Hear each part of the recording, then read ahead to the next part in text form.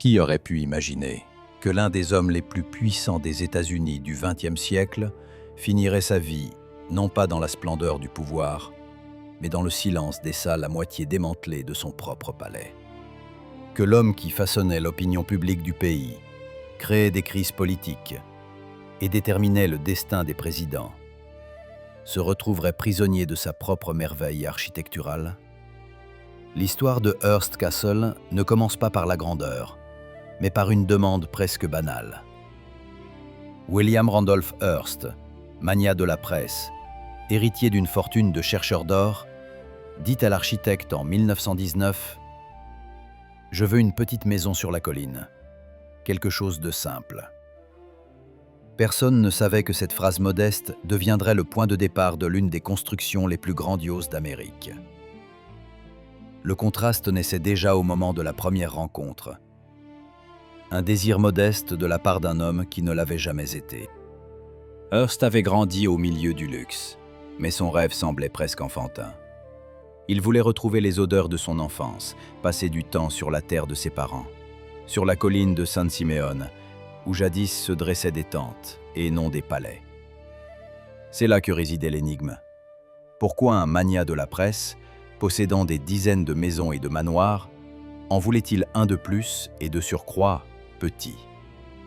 Pourquoi cet homme, dont le pouvoir ne se mesurait pas aux murs mais aux tirages de journaux, aspirait-il tant à un lieu qui n'avait jadis servi à sa famille que de refuge temporaire pendant la saison estivale?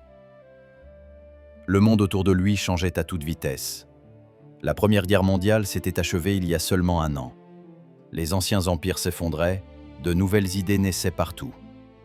L'Amérique entrait dans une ère de grande richesse, de grandes peurs et de grandes ambitions. Mais Hearst, habitué à voir au-delà de l'horizon, y voyait l'occasion de construire ce que personne dans le pays n'avait encore tenté, sa propre Rome, sa propre acropole de force et de goût. Et pourtant, dans les premiers jours de ce projet, il semblait résister à son propre destin. Il parlait à l'architecte Julia Morgan, la première femme architecte de Californie, d'un bungalow douillet. Il écrivait dans ses lettres qu'il voulait simplement un toit au-dessus de sa tête, un endroit où se reposait du monde bruyant de San Francisco et de New York. Mais il suffisait de regarder la colline pour que cela devienne évident. Une petite maison n'y survivrait pas. L'altitude, le vent, le panorama sur l'océan, tout cela exigeait de l'ampleur. Et Hearst, homme de l'éternelle compétition, ne pouvait y résister. Son rêve commença à gonfler, comme une voile qui aurait attrapé un nouveau vent. La maison devint un projet, le projet, une idée, l'idée, un symbole. Et pourtant, derrière cette grandeur montante se cachait une ombre à peine perceptible. L'ombre d'un homme qui était entouré de gloire, mais qui n'a jamais appris à se sentir chez lui. L'ombre d'un garçon qui a passé son enfance au milieu des expéditions de son père et des améliorations sans fin du ranch familial, mais qui n'a jamais eu son propre coin, construit selon sa volonté. Ainsi commence une histoire qui semble disproportionnée à une vie humaine ordinaire. L'histoire de la façon dont un rêve a grandi jusqu'à la taille d'un empire, et pourquoi ce même rêve est devenu la cause de sa perte. Lorsque Julia Morgan est montée pour la première fois au sommet de San Simeon, elle n'a pas vu un endroit pour une petite maison, mais une scène, comme créée pour une tragédie antique. 3 collines convergeaient en une seule ligne. L'océan s'étendait en contrebas, comme de l'argent liquide, et le vent apportait des odeurs de sauge et de poussière. Ce n'était pas un terrain, mais un espace qui exigeait une réponse architecturale. Morgan l'a ressenti immédiatement. Et, ce qui est surprenant, Hearst aussi. Pendant un certain temps encore, il a fait semblant que le projet resterait modeste. Mais la prétention, c'est un luxe qui s'accorde mal avec le génie. Déjà quelques mois plus tard, la petite maison commençait à se transformer en Casa Grande. Et 1 an plus tard, en une conception capable d'engloutir non seulement l'argent du magnat des médias, mais aussi une décennie de sa vie. Mais il ne s'agissait pas de luxe, Hearst avait déjà construit auparavant. Il achetait des tableaux, des meubles, des églises, des fontaines. Il achetait tout ce qui pouvait être transporté et placé à un nouvel endroit. Sa passion de collectionneur était presque maladive. Il ne collectionnait pas des objets. Il collectionnait des preuves de goût, de force, de statut. Mais ici, sur la colline, il fut confronté pour la première fois à ce qu'il ne pouvait acheter tout fait. Les murs, les escaliers, les arches infinies. Tout devait être créé de toutes pièces. Et c'est précisément là qu'est né le conflit qui accompagnerait le projet jusqu'au dernier jour. Julia Morgan était une architecte d'ordre. Hearst, un architecte du chaos. Il voulait une tour de cathédrale, et elle la concevait. Une semaine plus tard, il en voulait 2. Il rêvait d'une piscine romaine. Elle commençait les calculs. Puis il la voulait un peu plus grande, jusqu'à ce que ce « un peu » ne se transforme en une nouvelle fondation et une nouvelle géométrie. Il lui apportait des dessins trouvés dans des livres et exigeait « ceci ici ». Elle ne discutait pas, elle faisait. Mais chaque fois qu'elle résolvait une tâche, Hearst en inventait 2 de plus. La maison grandissait comme un organisme, illogiquement, imprévisiblement, mais vivante. Parfois, il semblait qu'elle grandissait plus vite que ses bâtisseurs ne pouvaient poser les briques. Et dans cette croissance tumultueuse résidait une nouvelle force de Hearst. Il avait trouvé un projet qui pouvait rivaliser avec l'ampleur de ses ambitions. Et pourtant, derrière cette construction incessante, se cachait une autre motivation, celle dont Hearst ne parlait jamais à voix haute. Il ne construisait pas simplement une maison, il construisait une mémoire. Il essayait de retrouver ce qu'aucun milliardaire ne pouvait retrouver. Le sentiment d'une famille qui n'existait plus depuis longtemps. Le ranch de ses parents avait disparu avec leur vie. Les tentes, les odeurs, les feux de camp, tout était tombé dans le passé. Et sous une forme étrange et touchante, Hearst tentait de recréer son passé à travers une grandeur impossible. Comme s'il pouvait, en construisant un immense palais, empêcher la perte de ce qui avait depuis longtemps disparu. Chaque nouvelle salle, chaque tour, chaque cour intérieure n'était pas seulement de l'architecture. C'étaient des souvenirs qu'il transformait en pierre, afin qu'ils ne puissent plus s'évaporer. Ainsi naquit Hearst Castle, non pas comme le palais d'un magnat de la presse, mais comme une tentative d'arrêter le temps. Au milieu des années 1920, Hearst Castle ne pouvait plus être appelé une maison. Il était devenu une ville en miniature, ou, plus précisément, une ville-vision qui ne pouvait naître que dans l'esprit d'un homme vivant simultanément dans le passé et le futur. Le travail battait son plein jour et nuit. Sur la colline, les bétonnières grondaient, les grues s'élevaient, les marteaux frappaient. Les tailleurs de pierre d'Italie, du Mexique, de Grèce résonnaient. Le soir, le vent portait l'odeur de la chaux et du métal chaud le long de toute la côte. Pendant ce temps, Hearst continuait d'apporter de nouveaux trésors. Chaque semaine apportait quelque chose d'absurde. Des panneaux médiévaux de monastères espagnols, des tapisseries de Flandre, des statues antiques, des bas-reliefs, des vasques de fontaines, des vitraux, des portails, des colonnes.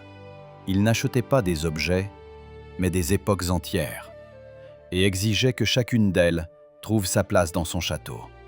Et cela créait des problèmes. Morgan concevait l'espace en s'appuyant sur la logique et le style. Hearst, lui, s'appuyait uniquement sur l'impulsion émotionnelle. S'il aimait une porte du XIVe siècle, elle devait se trouver ici, dans ce mur. La taille ne convenait pas, le mur devait être reconstruit.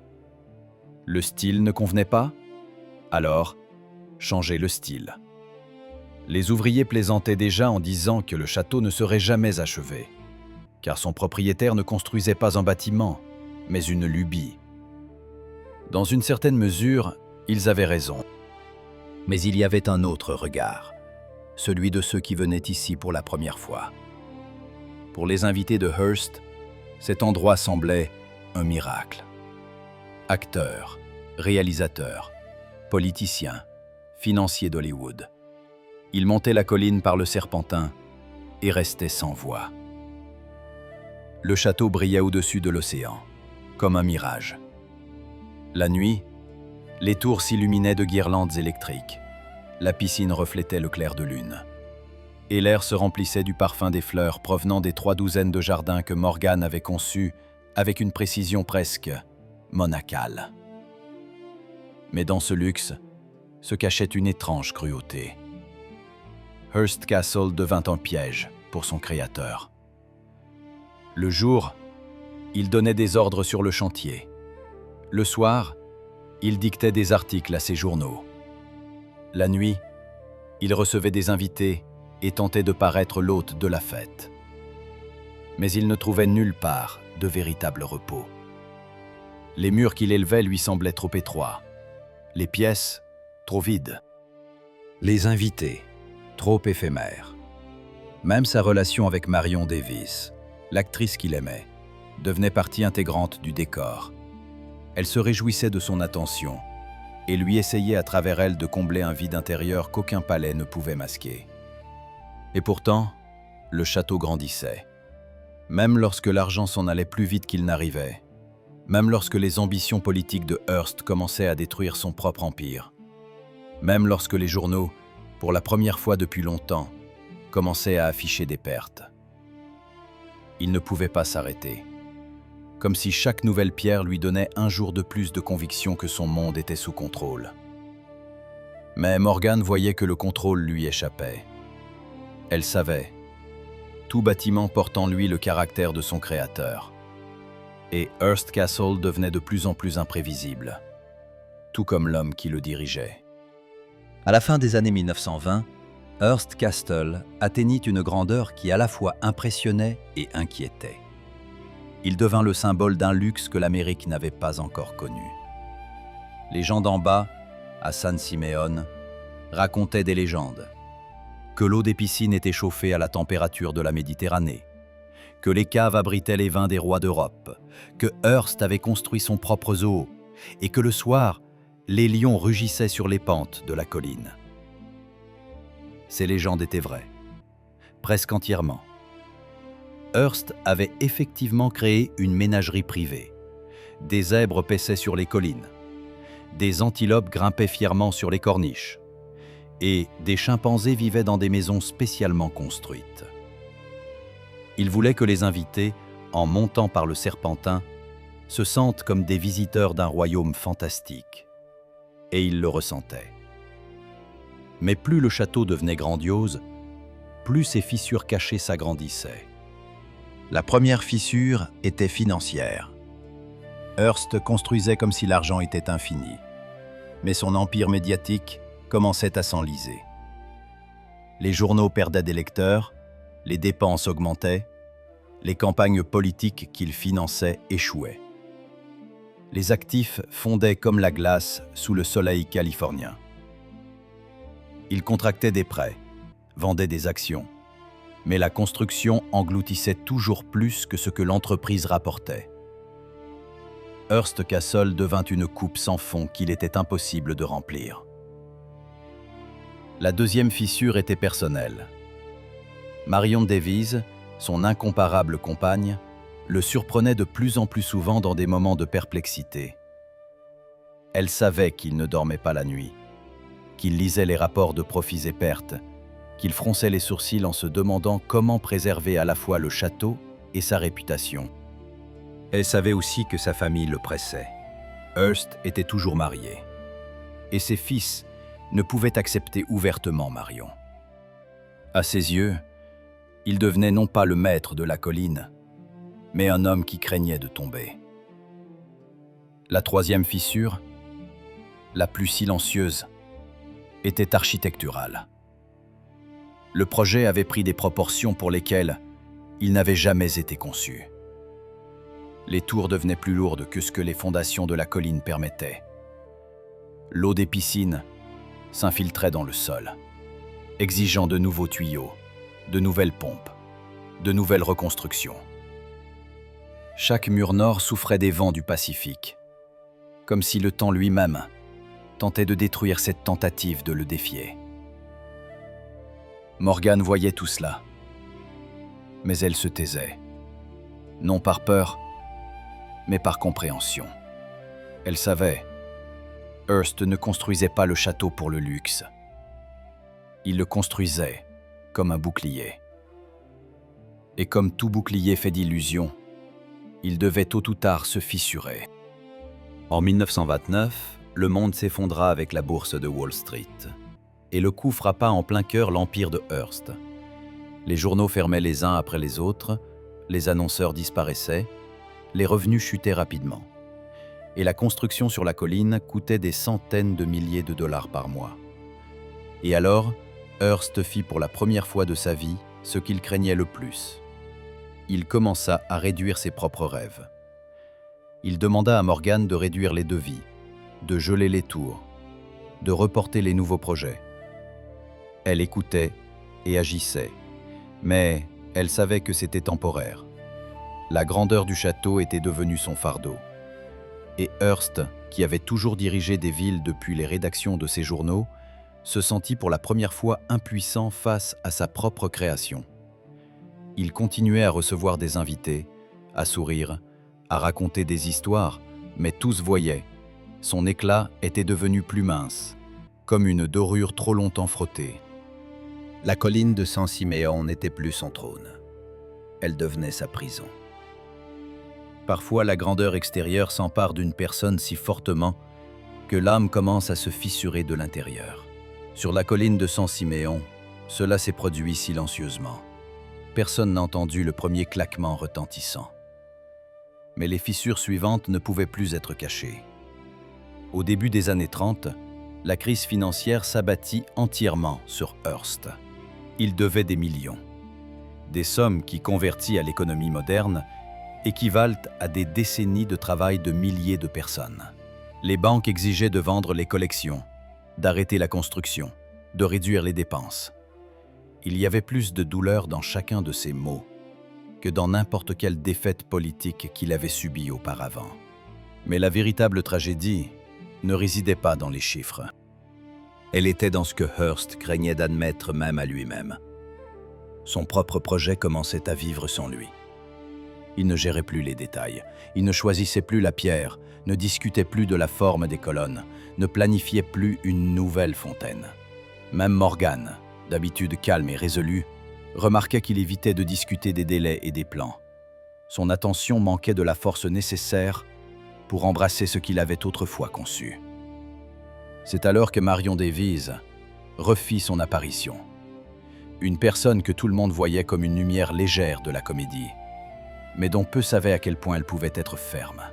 Elle voyait ce qui se passait. Hearst cessait d'être lui-même. Il était en proie à des crises d'anxiété. Il passait des heures à essayer d'équilibrer les budgets, au lieu d'admirer le coucher de soleil sur le Pacifique, qu'il inspirait autrefois pour une nouvelle tour ou une terrasse. Il devenait irritable, parfois dur et surtout renfermé. Marion fit ce que personne d'autre ne faisait. Elle commença à vendre les actifs qu'elle avait gagnés pour le sauver de la faillite. Des témoignages contemporains indiquent qu'elle vendit des bijoux, des biens immobiliers, ses propres investissements. Elle n'exigeait aucune gratitude. Elle comprenait simplement que, si le château s'effondrait, Hearst s'effondrerait avec lui. Mais il y avait aussi un revers. Les fils de Hearst voyaient leur père accorder presque tout son espace émotionnel à une autre femme, pas à leur mère. Ils comprenaient que Marion n'était pas simplement une actrice, pas simplement une compagne. Elle était le centre de son monde. Cela déchirait la famille, qui vivait déjà séparée. C'est là que se manifesta l'ambivalence morale qui avait toujours suivi Hearst. Il aimait, il inspirait, il créait. Mais ce faisant, il détruisait les espaces intérieurs silencieux d'autres personnes, sans même le remarquer. Sa femme, Millicent, se trouvait à New York, plongée dans la philanthropie. Elle ne cherchait pas la confrontation, Mais son absence devenait un vide symbolique. La famille et l'Empire existaient physiquement, mais le lien entre leurs parties n'existait plus. C'est précisément pendant cette période que la construction de Hearst Castle devint le reflet d'un conflit interne et non d'un triomphe extérieur. C'était toujours une maison de grandeur, mais ce n'était plus la maison du maître. Les tours, comme un miroir, montraient sa peur de perdre le contrôle. Les piscines, une illusion de profondeur qui n'existait plus. Les fresques, une immobilité à laquelle Hearst aspirait dans le chaos de sa vie. Les invités qui venaient en ces années le décrivaient comme un homme qui s'efforçait d'être le même, mais dont les yeux révélaient quelque chose de nouveau. De la fatigue, de l'incertitude, peut-être même de la honte. C'était le moment où il aurait pu s'arrêter, mais il ne savait pas faire. Tout ce que Hearst avait fait dans sa vie était un mouvement en avant. Et maintenant, c'est ce mouvement même qui le poussait vers l'abîme. La crise ne vient jamais seule. Elle se déplace en vagues, balayant les piliers que l'homme croyait indestructibles. Pour Hearst, cette vague s'est levée au milieu des années 30, lorsque les créanciers ont cessé de croire en sa capacité à maintenir son empire. Le temps des négociations était révolu. Le temps des concessions était venu. Ce moment marqua le début de sa rupture intérieure. Hearst Castle, qu'il avait construit comme son panthéon personnel, exigeait désormais des sacrifices. Les banques insistaient, les collections devaient être vendues, la construction gelée, les dépenses réduites presque à zéro. Cela mettait en péril tout le sens du projet grandiose. Le château, conçu comme l'incarnation de sa volonté, devenait le symbole que Hearst ne disposait plus de son propre destin. Ce coup fut plus fort que toute obligation économique.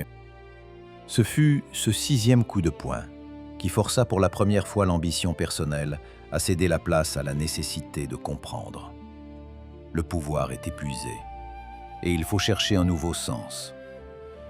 La transformation commença par une étape simple, mais presque impossible. L'acceptation. Hearst donna son accord à ce qu'il avait refusé pendant des années. La vente d'une partie des collections, la réduction du personnel, l'arrêt des nouveaux projets. Ce fut un lent et douloureux renoncement à sa version antérieure de lui-même. Et pourtant, à ce moment-là, Marion refit son apparition. Mais cette fois, elle semblait différente. Non pas comme une sauveuse, mais comme une personne qui comprenait l'inévitabilité du changement. Ses contemporains se souvenaient, elle ne persuadait pas Hearst de résister. Elle le convainquait de penser à l'avenir, à ce qui resterait après son départ. Et cette conversation fut un tournant. Hearst commença pour la première fois à considérer le château non pas comme une forteresse personnelle, mais comme un héritage possible. Non pas comme un lieu de pouvoir, mais comme un lieu de mémoire. Marion parlait de la nécessité que cette maison soit vue par les gens, que l'art soit accessible, que la véritable grandeur ne réside pas dans la possession, mais dans la transmission. Cela coïncidait avec ce que faisaient de nombreux mécènes de l'époque. Ils transformaient des collections privées en biens publics, conscients de la fragilité de la richesse personnelle face à l'histoire. L'idée s'enracina progressivement. À la fin des années 30, Hearst entama des négociations avec l'État de Californie concernant l'avenir du château. Officiellement, pour la préservation du domaine.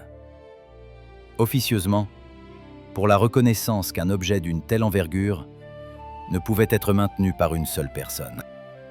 Il n'était pas encore prêt à l'exprimer, mais l'idée de transformer Hearst Castle en monument public s'installa pour la première fois dans son esprit. Douloureusement, mais clairement. Pendant ce temps, sa santé se détériorait. Il monta moins les escaliers, se promena moins sur les terrasses, visita moins souvent les piscines. Le château, construit comme la scène de son pouvoir, devenait trop grand pour un homme qui ne pouvait plus l'embrasser. La construction s'arrêta définitivement. Des zones du château restèrent inachevées, des pièces non terminées, des niches vides, des colonnes non installées. Elles devinrent le reflet physique de son objectif repensé. Ce qui avait été conçu comme une création infinie acquit pour la première fois une finalité. Et dans cette finalité, il y avait un sens. Hearst cessa de chercher à vaincre le temps. Il commença à réfléchir à la manière d'inscrire son œuvre dans son cours. Le château devint non pas une forteresse contre l'oubli, mais un pont vers les générations futures. Lorsqu'un homme construit quelque chose de plus grand que lui-même, il arrive toujours un moment où la création commence à vivre sa propre vie. Pour William Randolph Hearst, ce moment arriva à la fin des années 30, lorsque le château, érigé au sommet de la colline de San Simeon, ne dépendait plus de son créateur. Il était devenu une partie du paysage, historique, culturel, émotionnel. Et puis arriva ce qu'il ne pouvait arrêter. Hearst déménagea de San Simeon à Los Angeles au début des années 40. La raison officielle était des problèmes de santé. Il ne pouvait plus monter les escaliers interminables du château. Officieusement, il reculait. Le château, auquel il avait insufflé 30 ans de son existence, était devenu plus lourd que n'importe quel fardeau physique. Après son départ, San Simeon se tut. Les bâtiments des invités se vidèrent. L'immense salle à manger n'entendait plus les discussions animées sur la politique et le cinéma. Les tours continuaient de se dresser, mais l'air en elles avait changé. Comme si la maison elle-même faisait une pause, attendant la suite. Hearst mourut à l'automne 1951, sans jamais être retourné vivre dans son château. À ce moment-là, le destin de Hearst Castle restait incertain. La famille n'était pas en mesure d'entretenir une structure aussi immense. Les dettes pesaient toujours. Des décisions qui dépassaient les intérêts personnels étaient nécessaires. Et c'est là qu'intervint le tournant final, celui qui inverse toute l'histoire et nous oblige à reconsidérer chaque partie sous un nouveau jour.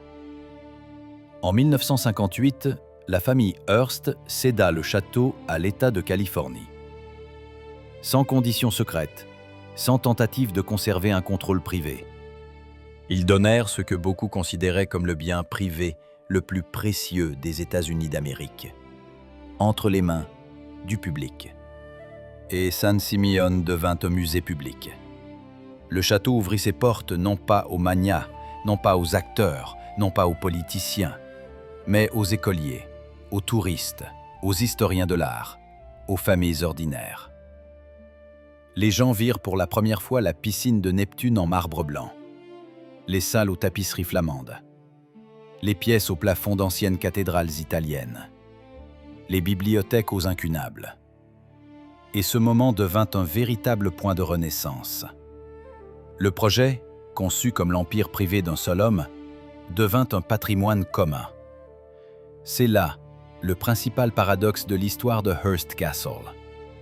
Ce qui fut créé comme une tentative de construire sa propre Rome se termina en devenant une mémoire publique. Ce qui commença comme une aspiration au pouvoir personnel absolu se transforma en un acte de transmission et de service. C'est ici que l'histoire devient moderne. Aujourd'hui, lorsque nous regardons Hearst Castle, nous ne voyons pas simplement un chef-d'œuvre architectural. Nous voyons une question. Que restera-t-il de nos ambitions lorsque nous ne serons plus là? Deviendront-elles un lourd fardeau pour les autres ou un cadeau pour l'avenir? Hearst nous apprend que la grandeur construite pour soi-même apportera la douleur. Mais la grandeur transmise au monde se transforme en éternité. Chaque colonne de ce château est un rappel que le succès sans sens se transforme en pierre. Chaque tour, que le rêve doit être plus grand que l'homme, sinon il l'écrasera. Chaque pièce inachevée, que l'inachèvement peut aussi devenir un héritage, si on le comprend bien. Hearst Castle est devenu le Gatsby américain de pierre. L'ampleur, le luxe, la chute, tout est présent. Mais la fin est différente. Là où Gatsby s'est noyé dans ses propres illusions, Hearst, à travers la douleur, les dettes, l'amour, les ambitions et les pertes, a tout de même construit quelque chose qui lui a survécu. Cela fait de son histoire non pas une tragédie, mais un avertissement. Et non un échec, mais une leçon. Une leçon sur le fait que les plus grands bâtiments que nous érigeons ne sont pas faits de marbre, mais de décisions dont dépendra qui nous deviendrons aux yeux de ceux qui viendront après nous.